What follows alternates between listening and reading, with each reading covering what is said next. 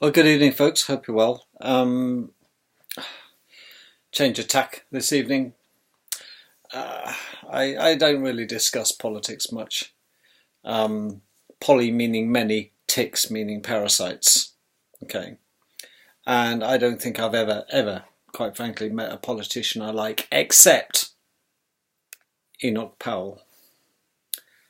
Enoch Powell was the last of a dying breed. So I would rank him. I don't understand why there are no statues erected for Enoch Powell. Well, we understand why. It was because of his Rivers of Blood speech, wasn't it? When he talked about the dangers of unrestrained, irresponsible immigration. And what a tragedy. What a genius that man truly was. Anyway, but this evening I'm going to break a little rule, and I want to talk politics to you a little bit. I want to show my colours, if you like. They're not blue, they're not red. Okay. They're not yellow, despite the t-shirt. Charity shop job, Gant. Very nice. Got it for £3 before anybody says anything. Yes, I got a couple of them as well. Immaculate, mint condition. Gant. I think they're about, in John Lewis's, about £75 a pop. Ridiculous, isn't it, for a t-shirt? I must confess it's nice. Feels nice. Yellow, because I'm such a bloody coward. Yes, alright, I thought I'd get that one in. Well, politics, poly, many, ticks, bloodsuckers. Yeah, well, that's about sums of it. Sum it up. Where did the word come from, politics? Yeah. Well, looking at the mess that Britain is in at the moment, I'm more than ever convinced, of course, that we are under this illusion almost from birth that politicians run the country. They truly don't.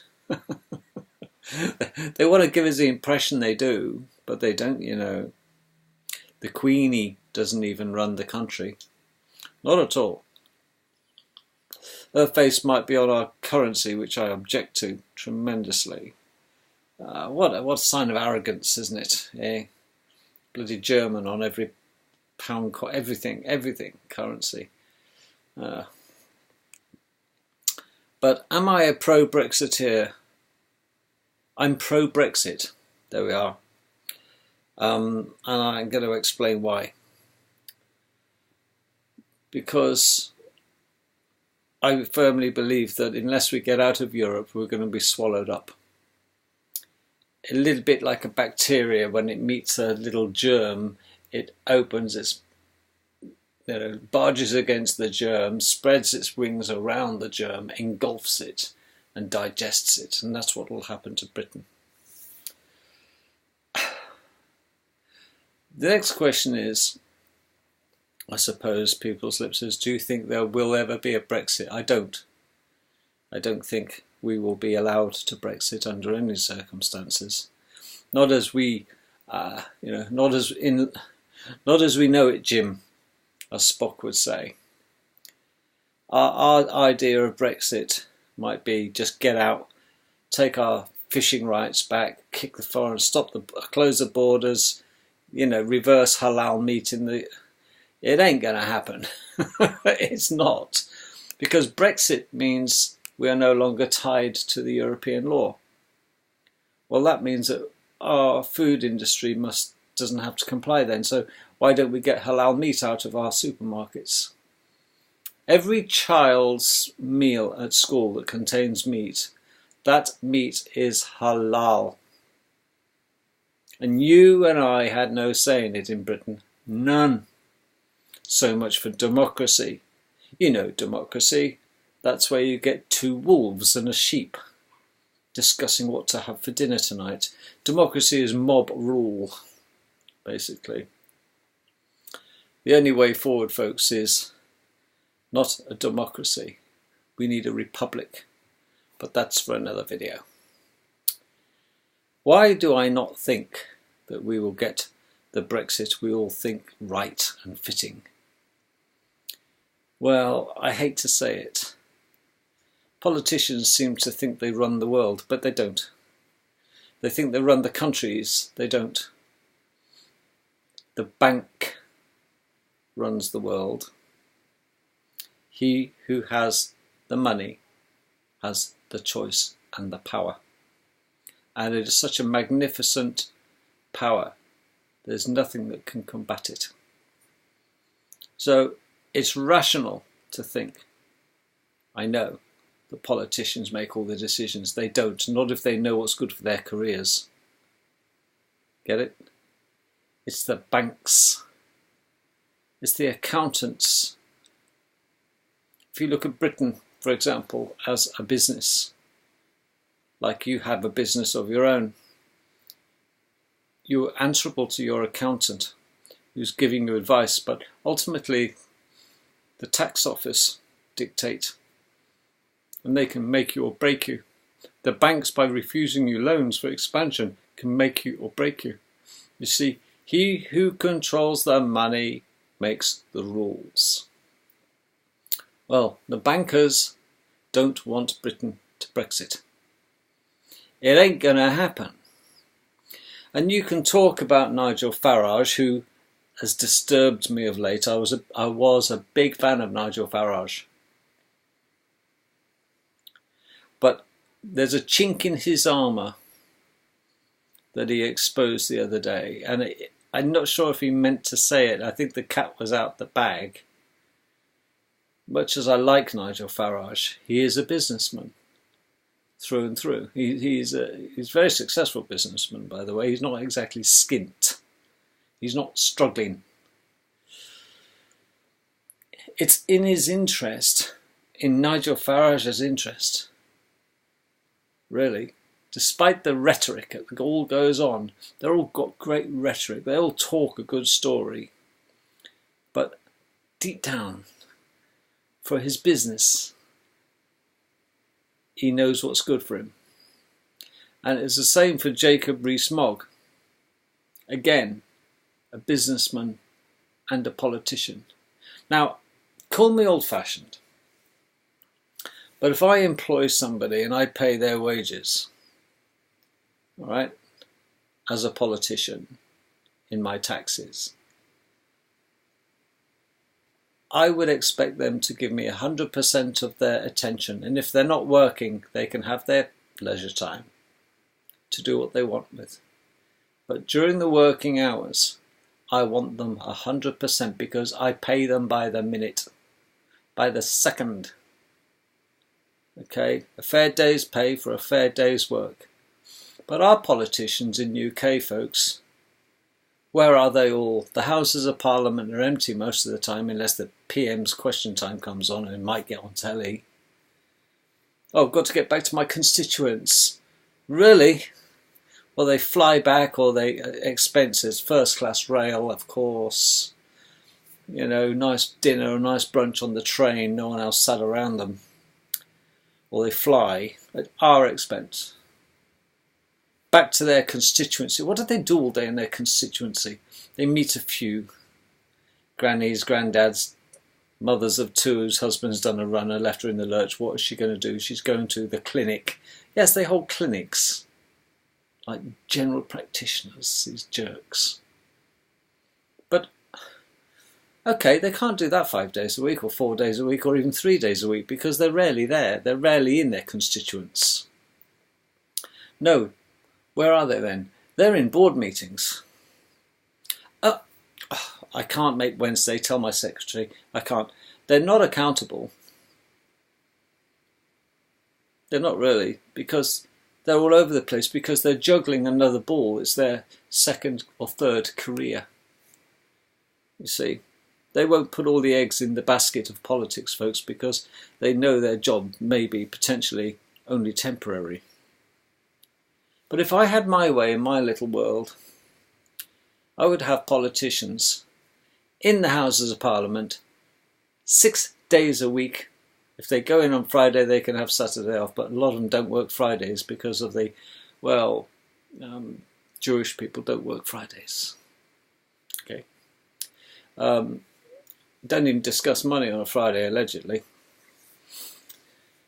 And no, I would have them clock in at 8:30. And then I would have them clocking out at 6 o'clock. No 4-hour lunches on me or the taxpayer, thank you very much. Because all the politicians in all spheres, in all parties, have got vested interests in other little businesses. And I would cut this crap out. You're either in or out. If you're a politician, you're 100% politician. You can't be 90% politician and 10% businessman, because you have split interests. You have, well, crap, you know, do I vote for this bill to go through, but look what it's going to do to my business. I've got loans, you know, I've got debts to pay, I've got investments abroad, and they want us to come out of Brexit, and I'm supposed to be in the Brexit party. Do you see the conflict of interest? And this is the same as Jacob Rees-Mogg. Nice guy, very, very, very bright. Exitonian, don't you know? Yeah. But he changed his little tune towards the end, didn't he? Oh, well, they haven't quite, you know... Is Jacob a Brexiteer or not? Do you know, truth be known, I don't think so. Not when push comes to shove. Not at the final minute. He even started to talking about agreeing with the Prime Minister on a certain few key points. Alarm bells. This was the lastminute.com before she had his balls on a stick. And where's Boris? Well, when you look at Farage, see him as a businessman first. He knows what side his bread's buttered on. Trust me, Nigel Farage. And don't get me wrong, I think he's well intended, with good intentions. But be careful of the loyalties when push comes to shove, because he's not going to be a career politician all of his life. He's made a damn good living back and forth to Brussels at taxpayers' expense, the same as the Kinnocks. The Kinnock family, the Kinnocks, Glynis and Neil, they brought up a son who's now a politician. It must be a bloody good crack to be a politician financially. Otherwise the Glynis and Neil wouldn't have let their boy in to politics or advised him to go for his son. Of course. And the look at them, £95,000 a year as a Euro MP, Glynis and Neil. Neil Kinnock, who can't stand on a beach without falling backwards on his arse so the sea comes up his crutch. What is he? These, you see, they line the pockets. John Major, another one, who works for Halliburton. John Major. Oh, very interesting. The one who was knocking off Edwina Currie. The stupid bitch that put an end to the British eggs because she started to talk about free-range eggs, yada yada yada, aren't as good as processed, you know, factory eggs because of salmonella danger, which is a lot of shit. More chance of catching salmonella from battery hens than there is for free-range hens because salmonella is killed by sunlight. Ultraviolet. And if the chickens lay an egg out there, they can sit in the sunlight before it's collected. Gets rid of the salmonella. Edwina Currie, you stupid cow. Well, John Major was knocking off Edwina Currie. Come on, I can think of better eggs to fertilise John, my old man. But I don't trust politicians. At all. But one thing Nigel Farage said last week that quite disturbed me, assuming that he's into Brexit. Brexit means taking control of your borders, your language and your culture. That's what Brexit means. Pulls up the drawbridge. That is it. You lot can F off. This is Great Britain, okay? That's what Brexit means to me. We make our own rules. We've got our own borders. We've got our own sea. We've got our fishing industry back, thank Christ. We would have. And we can kick all the other bloody idiots out of our fishing waters, and we can get proper cod in the fish and chip shops for a change without costing an arm and a leg. But Nigel Farage said that it wasn't exactly, he was talking about the BNP, British National Party. Now, there are some elements that have tried to get in, or they've got rid of certain elements, fascists, out of the British National Party, the Nazis. Well, I've always shied away from extremism, and there are certain key elements that just want to fight, a bit like a football hooligan with a swastika on, and you know, nah. That is the big baddie. That's the bad boy of the BNP, and the BNP are trying to clean their act up. But the one thing I do like Tommy Robinson for a lot, he's got balls of steel, that lad. And he says what everybody's too scared to say. Everybody's thinking it, but Tommy says it. But he's very self-interested, Tommy, in getting Luton sorted out. Okay. But think about this.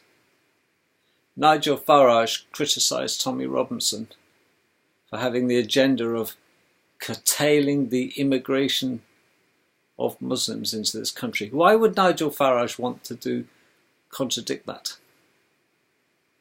Now, whether Nigel, I don't know quite. Nigel, used to be with the British National Party, Nigel Farage, and he left. Why did he leave? Because do you think it was a little extreme? It was expected that we would close our borders and stop immigration of those who simply don't fit into this country. You see, there is a fine mark, folks, a fine line between immigration and invasion.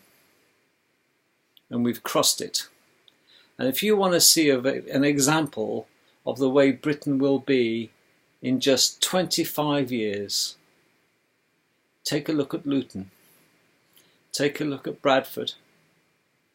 Take a look at what Birmingham has been rapidly becoming. Wakefield, Barnsley. That's what Britain... You see, if you want to... It's a time machine, this country. London. There's more brown-skinned people in London now than there are white-skinned people. Now, I don't have a truck, personally, with people who are brown-skinned. I'm not racist in that respect. I'm religionist, and there is one religion that simply does not mix. It's an elitist religion, God knows why. It's the most junior religion in the general religions out there. It's Islam. It's enslave, kill, or control, or convert. That's what it is. Kill, convert, or enslave. There is no debate about it with these people. And I'm talking radical. You see, the non-radicals, if they know what's good for them, in due course, will have to show their allegiance. And believe me, mullahs are very persuasive. When you've got 4 or 5 children going to the local school and they're having to run the gauntlet, because it'll be well known that if you're a Muslim and you're not a radical, you soon will be if you like your kids. And you don't want your house burnt down at 2 o'clock in the morning with a brick through it, because they will sacrifice one another. They will kill one another. Because they'll treat the non-radicals as softies, non-believers. They call them coconuts. They're black on the outside and they're white in the middle. You're a coconut. That's what they call non-believer Muslims, coconuts. It's like black people who act white, they're called coconuts as well.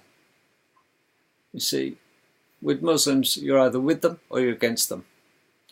And when you've got extremes, you're either extreme or you're not. There's no way that you can be a non-radical Muslim in this country and survive. Not with the way, because it's the intimidation is so much that people have to start to comply, or else you will see the rise of the burqa in this country in the next 10 years so fast. You will see the rise of Sharia law in this country so fast. It's been endorsed by our government behind the scenes. It's okay. The law courts accept the rulings. There's no appeal. Oh, I feel sorry for the women in the burqas. The burqa that doesn't even get a mention in the Quran, by the way. Not at all. People make the great mistake to think that Muslims don't fight amongst one another. They do. What do you think the war in the Middle East is all about? In Lawrence of Arabia's time even. It was tribal. Yes, it's tribal. You've got the Sunni and you've got the Shia. And that exists today. That's half the battles that are going on in the Middle East. Continues to be. It's a Sunni-Shia war. Us idiots just seem to have to be out there at the same time. That if we didn't have Brits and Americans and multi-European nations in there battling for the oil and the goodies and the minerals, they'd still be fighting the sandwogs, quite frankly, because there'd be Sunni and Shia battles going on. So you can't keep blaming the rest of Europe and the rest of the world for the wars that's going on in the Middle East. Well, there we are. So when you watch, next time you see Nigel Farage on stage, try and figure out why it is. What's his agenda? Maybe he's looking to steal voters from the British National Party into his Brexit party. Seems to be working. But ultimately, you see, I think the European elections will be quite successful. The Brexit party will be successful. Just because they're successful doesn't mean we're going to Brexit. Because Nigel Farage knows precisely that just because we win the Brexit vote and we win, it's a bit like being qualified, but we're not allowed to do our job. We've been endorsed by those that want to support us, but we're not allowed, because the people who truly make the decisions in this world, in the world of politics, are not the politicians. They're the banks. And it is not in the bank's interest, folks, to let Britain, one of the richest countries in the world, out of its grasp. It's not a British decision whether we come out of Europe or not. It's too late. On a closing note, I couldn't believe it the other day when Radio 4, which I listen to while I'm doing the washing up because I know what's good for me before she gets home, and there's reporters are talking about the royal family, are openly discussing how proud they are to have German heritage. I thought it's rather strange, isn't it? For all this time since the Second World War, they've been hush-hush about this, bit embarrassed because they're all Nazis, we know this. It's all been quiet. After the war, they shut their trap. We even had videos, black and white, shown on television of the Queenie, aged 9 or 10, with her little sister, the fag merchant, yeah, doing Hitler salutes in the garden of Windsor or Sandringham Estate. And that was hush hush. Christ, don't show the bloody peasants that. No, the whole bloody thing stinks. But now Radio 4 are saying how it was that the Queen and the family now are quite used to talking about good old days in Germany, when Hitler was a lad. Eh? It's all coming out, isn't it? Well, maybe it's a prelude to them lot buggering off and repatriating to exactly where they belong, in Deutschland. Yes, never a day too soon as far as I expect. Oh God, I would love it. But now we've had another bloody tax-paying unit born, haven't we? We're going to have to pay taxes for another little gem. Dave Hewitt's offspring. Yes, Dave Hewitt's offspring. Him and Lady Di had a bit of a fling, and you know the end result, the bearded wonder. Yes, the ginger. Hewitt's son. Let's be honest. He's a spitting image of his father. Nothing wrong with that. But let's cut the crap. He looks F all like Prince Charlie Boy. Come on, why don't people just be honest? Do you know it's absolutely illegal to do a DNA test on a royal member? Yeah, on a royal family member. Absolutely illegal. Well, you can know why now, because they've got such a checkered history and checkered past, haven't they? But we know it was James Hewitt's son. If you really want to deny it, fine. But we can prove it so easily. Let's just have a little bit of saliva from the inside of his cheeky boy, the ginger's cheek. We'll soon see he looks nothing like his brother. There is no family similarity between them. For a start, he's a bloody ginger. And what does he do? He marries a girl who's white but she's black inside. Yeah. Bit of a reverse coconut going on there, I suppose. But oh no, they've given birth, or she's given birth, hasn't she? To a boy. Yes. Well, there we go. That's another £2.5 million a year allowance to the parasites. Yeah. It's more than you and my kids get. I don't get an allowance. Every time I've dropped out of Sprog, it probably cost me £2 million. They make it. The whole thing is a mess. It's an absolute screaming joke, isn't it, this world? I think that I'm seriously looking at becoming a hermit. Even then, there's no escape. Where would you go to sit under your rock? If there were truly a decent underground that one could disappear to, I might even consider that. I'd like to check it out first, though, just in case I don't like it. But imagine going underground, so deep into the bowels of this earth. And look at what you could have had, will probably be said to me. Well, if it's as above, so below, I don't want to know. Yeah. But check out Nigel Farage's little speeches and be very careful you listen to every word out of his mouth. I think somewhere when it's pillow thinking, you know, we all lie on our pillow and we all think. I think deep down, Nigel is still a Europhile. And as Shakespeare said, Nigel, thou doth protest too much. Value your opinion and comments below. Good or bad, I'll read them all. And sure, if you agree, I don't think Tommy Robinson's all that bad. But you are who you mix with most of the time. Choose your friends wisely. And Nigel Farage, you've got to choose what you say very wisely, in case you show your real, true colours of being a banker. And that's what he is. Banker with an agenda. Take care. Love you all.